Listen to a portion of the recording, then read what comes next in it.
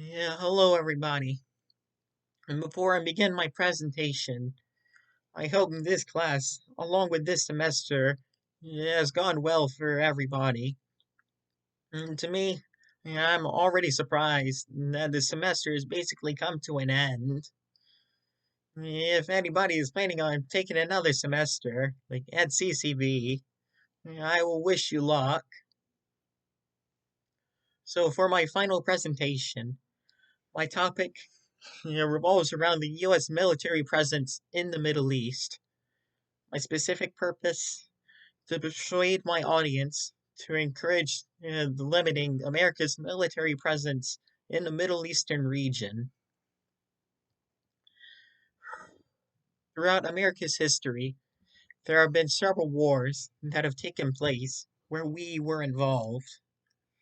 In each of these wars, members of our military risked their lives to protect the mainland of our country or to bring freedom to a foreign country.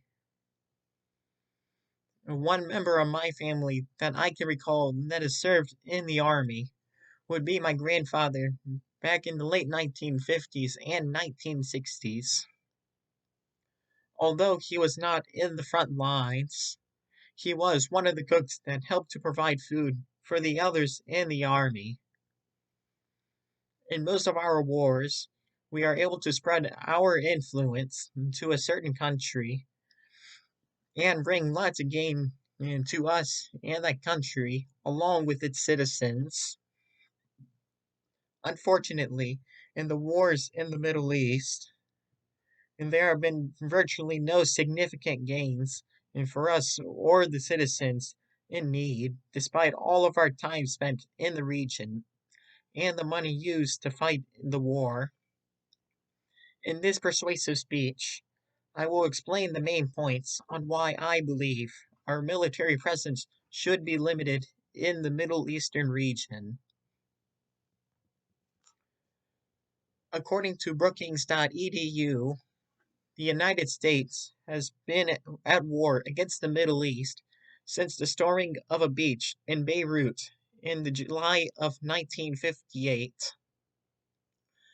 Little did the military at the time or former President Eisenhower know that this decision would eventually lead to future conflicts in the region just a few decades later.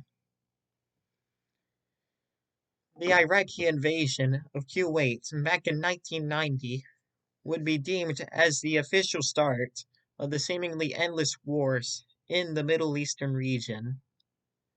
At that time, we avoided an invasion of the country since we didn't want an open-ended war. But in 2003, this was about to change. In 2003, George W. Bush ordered an invasion in Iraq, and despite the country not having ties to the 9/11 attacks nor the war against terrorism. Since then, multiple presidents, including Barack Obama and Donald Trump, had tried to get our military out of Iraq, along with the other Middle Eastern countries. But the threat of extremist groups, such as ISIS, has proven that pulling all of our troops would seem next to impossible. In all of the wars we have participated in, there is usually a high monetary cost for the manufacturing of weapons, as well as the training and protection necessary for those on the front lines. As of 2019, according to CNBC, the wars in Afghanistan, Iraq, Pakistan, and Syria have cost taxpayers approximately $6.4 trillion since 2001.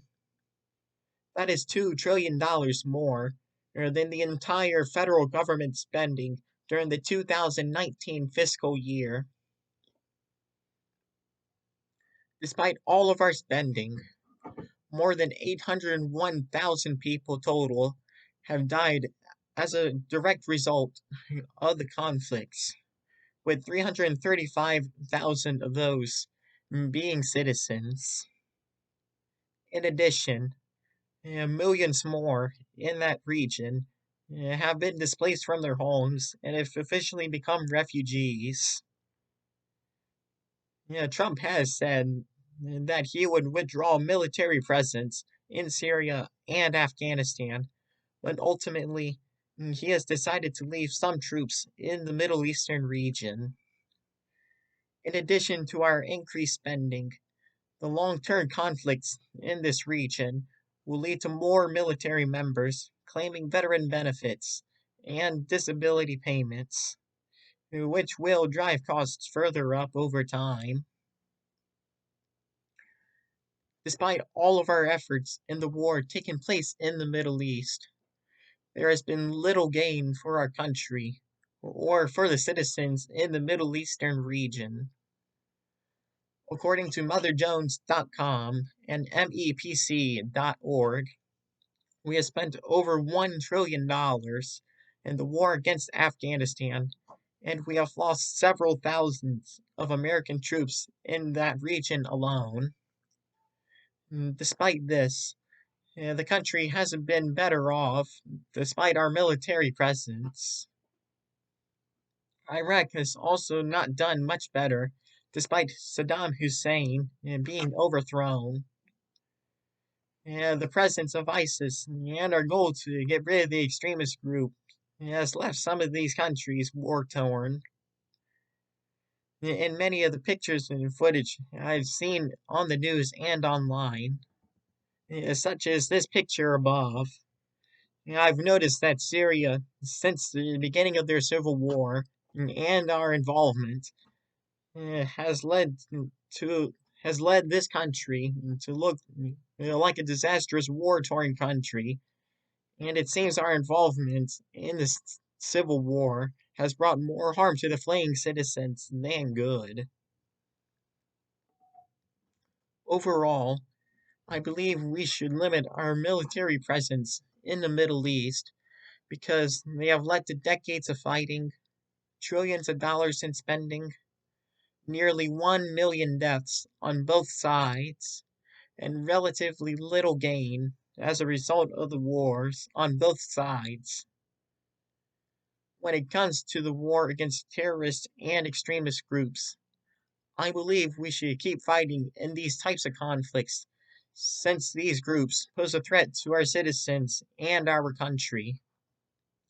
Despite this, I do not believe we should be involved in the war against Iraq and Syria, since our presence has led to these two countries being reduced to rubble. In conclusion, limiting our troops in these types of regions will lead to less overall spending on wars, less deaths to our American troops and civilians in the Middle East, and it will allow more focus on the war against terrorism. And I hope everyone's enjoyed the presentation. And again, I wish you good luck if you're planning on doing the next semester at CCV. Thank you.